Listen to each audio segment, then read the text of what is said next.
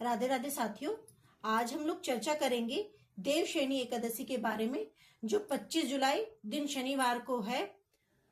देवशयनी एकादशी ये क्यों मनाई जाती है और इसका क्या महत्व है।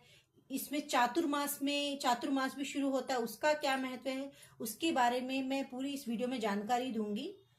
देवशयनी एकादशी, इस दिन भगवान योग निद्रा में चले जाते हैं। योग निद्रा में जब चले जाते हैं तो सृष्टि का कार्यभार भगवान महादेव संभालते हैं। देवशयनी एकादशी के 5 दिन बाद ही सावन होता है, हमारा शंकर भगवान का प्रिय महीना, वो शुरू हो जाता है 5 दिन बाद ही। और जो चातुर्मास है देवशयनी एकादशी से, उसकी भी शुरुआत हो जाती है। देवशयनी एकादशी का बहुत महत्व है। इसके एक दिन आप लोग जैसे व्रत जो करते हैं, एक दिन पहले ही आप कुछ नियम धारण करिए। जैसे एक दिन पहले ही आप चावल का प्रयोग मत करिए, एक दिन पहले ही आप लहसुन प्याज का परित्याग कर दीजिए, मत खाइए और ब्रह्मचर्य से रहिए। अगले दिन देवशयनी एकादशी के दिन सुबह जल्दी उठ के, ब्रह्म मुहूर्त में उठ के स्नान करिए, अपने ठाकुर जी को स्नान कराइए, उनको वस्त्र, अच्छे से सुंदर वस्त्र पहनाइए, पुष्प चढ़ाइए, तुलसी दल चढ़ाइए, तुलसी की माला बना के सुंदर सी उनको चढ़ाइए, पहनाइए उनको। गंगा जल वगैरह से स्नान करके तब उनको अच्छे से ये सब पहनाइए, करिए। और उसके बाद और अगर कोशिश करिए कि तुलसी की एक डंडी लाके, कोई सूखी डंडी लाके उसमें रुई लपेट के उसकी बत्ती बना के वो आप भगवान के सामने जलाइए। और जितना प्रयास करिए उतना नाम जप करिए, जितना कोशिश करिए। और हो सके तो ये विष्णु सहस्त्रनाम आती है किताब, विष्णु सहस्त्रनाम की आप कोई भी किताब लाके विष्णु सहस्त्रनाम का पाठ करिए दीपक जला के। अगर ये नहीं हो पा रहा तो भागवत है अगर आपके पास, तो उसका अध्याय कोशिश करिए 10वें खंड का अध्याय निकाल के आप पाठ करिए। और अगर आपके पास गीता ये सब नहीं हो पा रहा तो गीता है, गीता का कोई अध्याय पढ़िए। वो नहीं हो पा रहा, रामायण है अगर पास, रामायण का कोई भी अध्याय पढ़िए, कोई भी पाठ उसका करिए। मतलब आपको भगवान के लिए कुछ ना कुछ करना है एकादशी को।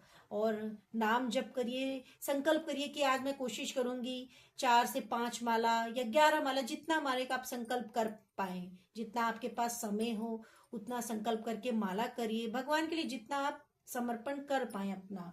और कोशिश करिए शाम को तुलसा, सुबह तो जल चढ़ाइए आप तुलसा को, तुलसा पत्र लाके तोड़ के, और वो अपने भगवान को, ठाकुर जी को चढ़ाइए, विष्णु भगवान को चढ़ाइए। शाम को आप तुलसा जी के नीचे दीपक प्रज्वलित करिए। शाम को फिर अपने ठाकुर जी के आगे वही तुलसा का पत्ती जो होती है सूखी डंडी तोड़ के रखिए, उसको शाम को फिर आप जलाइए अपने ठाकुर जी के आगे। ये सब करके चातुर्मास के बारे में अब चर्चा करते हैं। चातुर्मास ये 4 महीनों का चातुर्मास होता है। श्रवण, भाद्रपद, अश्विन, कार्तिक, 4 महीनों में चातुर्मास होता है।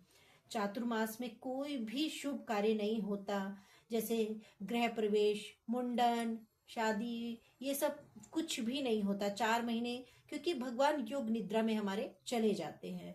ये तभी शुरू होता है जब देव उठनी एकादशी होती, कार्तिक मास में शुक्ल पक्ष की देव उठनी जब एकादशी आती है, तब से फिर ये सब शुभ कार्य शुरू हो जाते हैं। सावन भगवान का प्रिय महीना है महादेव जी का। क्या आप सोचते हैं कि भगवान विष्णु को विश्राम की आवश्यकता क्यों पड़ती है? क्योंकि यह केवल विश्राम नहीं है, भगवान विष्णु का विश्राम नहीं है, ये मनुष्य को यह संदेश देने का समय है कि जीवन में निरंतर दौड़ते रहने की बजाय, मतलब निरंतर जो इंसान भाग रहा है, ये कर रहा वो कर, ये सब करने की बजाय थोड़ा अपने लिए भी समय निकाले, आत्मचिंतन करे, साधना करे, स्वयं पर कार्य करे, स्वयं पर ध्यान दे, भक्ति करे। ये सब 4 महीने भक्ति के लिए होते हैं। जो ऋषि मुनि, बड़े बड़े ऋषि मुनि होते हैं, वो एक स्थान पर रहकर अपने स्थान को ज्यादातर वो लोग त्याग देते, दूसरे स्थान पर जाकर कहीं शांति का निवास करते हैं। उनका पूजन, भजन, ध्यान ये सब चलता है, तप, ये सब वो लोग ऋषि मुनि सब लोग करते हैं। हम गृहस्थ में हैं, हम ऋषि मुनि तो है नहीं, हम लोग गृहस्थ में, तो हम लोग घर पे ही रह के जितना ये 4 महीने त्याग कर सके, त्याग कैसे करें? नींद का त्याग करिए, भोजन का त्याग करिए, सात्विक भोजन खाइए, ब्रह्मचर्य का पालन करिए, अपनी इच्छाओं को अपनी इच्छाओं को कंट्रोल करिए, अपनी इच्छाओं को संयमित करिए, क्योंकि हम लोग तो गृहस्थ में हैं। तो गृहस्थ में रह के तो हम लोग भाई बैठ के चिंतन और साधना और वो तो कर नहीं सकते ना, घर का त्याग करके हम लोग कहीं जाके निवास कर सकते हैं। घर में ही रह के, घर में ही रहकर आप लोग कोशिश करिए कि कुछ नियमों का पालन करिए चातुर्मास में।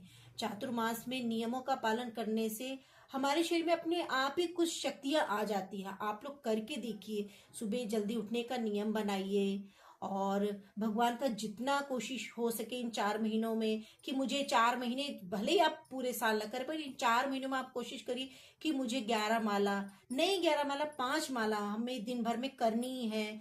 हमें इतनी देर भगवान के पास 10 मिनट 15 मिनट बैठ के नाम जप करना ही है। कुछ नियम बना के रखिए एक जगह, मतलब एक कॉपी में ही चाहे आप लिख लीजिए, एक जगह नोट बना के लिख लीजिए कि मुझे ये नियम बनाने ही है, करने ही है। ना हो सके, जितना कोशिश कर सके आप लोग नाम लीजिए, नाम लीजिए, क्योंकि नाम का कोई वो नहीं है कि इसको विधि विधान है कि इनको किस अवस्था में करना है। आप इसको बिस्तर में, अशुद्ध अवस्था में, खाते पीते चलते फिरते सोते किसी भी अवस्था में नाम जप कर सकते हैं। मंत्र का थोड़ा सा विधान होता है कि मंत्र हमें शुद्ध अवस्था में ही जपना है, पर नाम का कोई विधान नहीं है। नाम आप कभी भी किसी भी समय जप सकते हैं, किसी भी अवस्था में जप सकते हैं। अब आखिरी में मैं इस वीडियो का समापन करती हूँ। अगर आप लोगों को कुछ भी इस वीडियो के बारे में या कुछ भी आपको एकादशी, देवशयनी एकादशी या चातुर्मास के बारे में पता करना हो या पूछना हो तो आप कमेंट करके मुझसे जरूर पूछिएगा। मैं हर प्रश्न का जवाब दूंगी आप लोगों को। आखिरी में बस 2 मंत्र का हम लोग श्रवण या कीर्तन करेंगे। आप लोग कोशिश करिएगा, आप लोगों को आता होगा, बहुत आसान मंत्र है, सबको ज्यादातर आता होगा।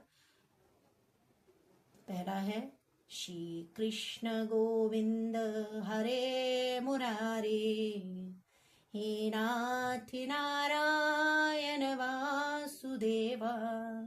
श्री कृष्ण गोविंद हरे मुरारी, हे नाथ नारायण वासुदेवा। दूसरा है शुक्लांबरधरं विष्णुं शशिवर्णं चतुर्भुजं प्रसन्नवदनं ध्यायेत् सर्वविघ्नोपशान्तये। शान्ताकारं भुजगशयनं पद्मनाभं सुरेशं, विश्वाधारं गगनसदृशं मेघवर्णं शुभांगं, लक्ष्मीकान्तं कमलनयनं योगविज्ञानगम्यं, वन्दे विष्णुं भवभयहरं सर्वलोकैकनाथं, वन्दे विष्णुं भवभयहरं सर्वलोकैकनाथं।